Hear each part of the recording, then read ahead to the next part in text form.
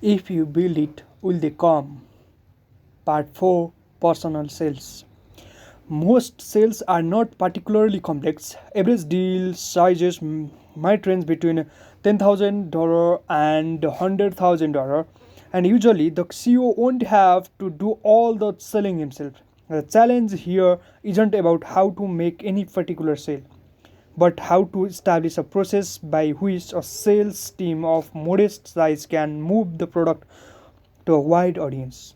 In 2008, Box had a good way for companies to store their data safely and accessibly in the cloud, but people didn't know they needed such a thing. Cloud computing hadn't caught on it. The summer, Blake was hired as Box third salesperson to help change that, starting with small groups of users who had the most acute file sharing problems. Box sales reps built relationships with more and more users in each client company in 2009. Blake sold a small box account to the Stanford Sleep Clinic, where researchers needed an easy, secure way to store experimental data logs. Today, the university offers a Stanford branded box account to every one of its students and faculty members, and Stanford Hospital runs on Box. If it had started off by trying to sell president of the university on an enterprise-wide solution, Box would have sold nothing. A complex sales approach would have made Box a forgotten startup failure. Instead, a personal sales made it multi-billion-dollar business. Sometimes the product itself is a kind of distribution. Jorok is a founder fund portfolio company that helps people find and book medical appointments online. The company charges doctors a few $100s per month to be included in its network. With an average deal size of just a few $1,000s, ZocDoc needs lots of salespeople, so many that they have an internal recruiting team to do nothing but hire more. But making personal sales to doctors doesn't just bring in revenue. By adding doctors to the network, salespeople make the product more valuable to consumers, and more consumer users increases its appeal to doctors. More than 5 million people already use the service each month.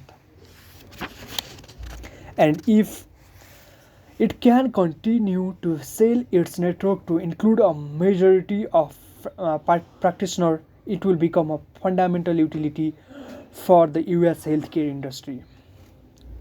Distribution doldrums. In between personal sales, salespeople obviously required, and traditional advertising, no salespeople required. There is a dead zone. Suppose you create a software service that helps convenience store owners track their inventory and manage ordering for a product price around $1,000. There might be no good distribution channel to reach the small businesses that might buy it. Even if you have a clear value proposition, how do you get people to hear it? Advertising would either be too broad, there is no TV channel that only convenience store owners was, or too inefficient on its own. And add in convenience store news probably won't convince any owner to part with $1,000 a year. The product needs a personal sales report, but at that price point, you simply don't have the resource to send an actual person to talk to every prospective customer. This is why so many small and medium sized businesses don't use tools that bigger firms take for granted. It's not that small business proprietaries are unusually backward, or that good tools doesn't exist. Distribution is the hidden bottleneck. Marketing and advertising work for relatively low price products that have mass appeal but lack any method of viral distribution. Protect Procter and Gamble can't afford to pay salespeople to go door to door selling laundry detergents. P&G does employ salespeople to talk to grocery chains and large retail outlets. Since one detergent sale made to these buyers might mean 100,000 1 gallon bottles. To reach its end user, a packaged goods company has to produce television commercials, print coupons in newspapers, and design its product boxes to attract attention. Advertising can work for startups too, but only when your customer acquisition cost and customer lifetime value make every other distribution channel uneconomical.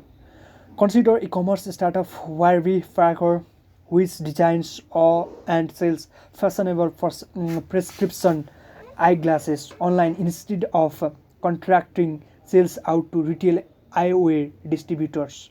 Each pair starts at around $100. So, assuming the average customer buys a few pairs in her lifetime, the company's CLV is a few $100. That's too little to justify personal attention on every transaction.